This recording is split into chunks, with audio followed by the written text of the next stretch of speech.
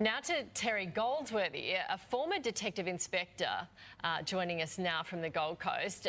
This is just so incredible. A lot of people absolutely shocked that she, and obviously, you know, ecstatic that she's been found. How do you think police did this?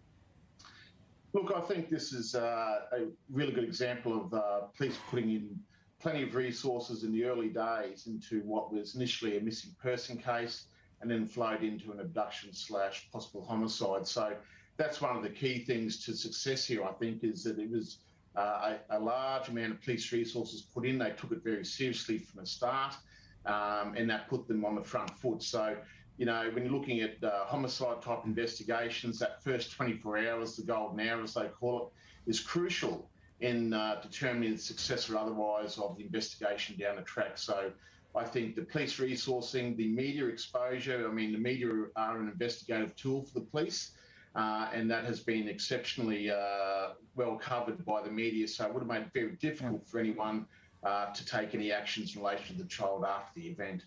And Terry, it seems as though this offer of $1 million reward so early in the investigation could have been a groundbreaker. Rewards are usually issued months, years after the fact.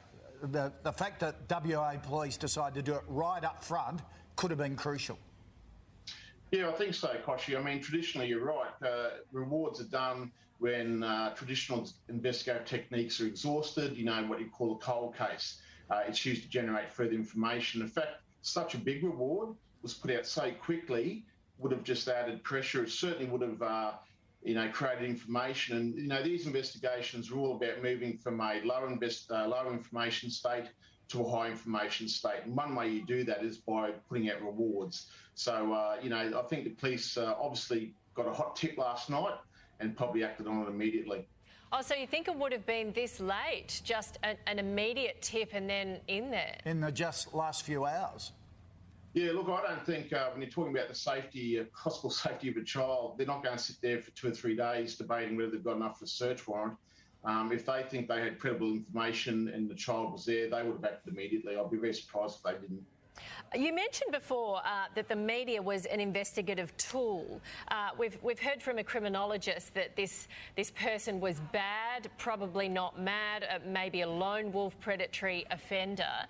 Do you think that because of all the extensive media coverage that they may have had to lie low with her for all these weeks because they couldn't get her out of the house or something? What's your sort of summary of what would have happened?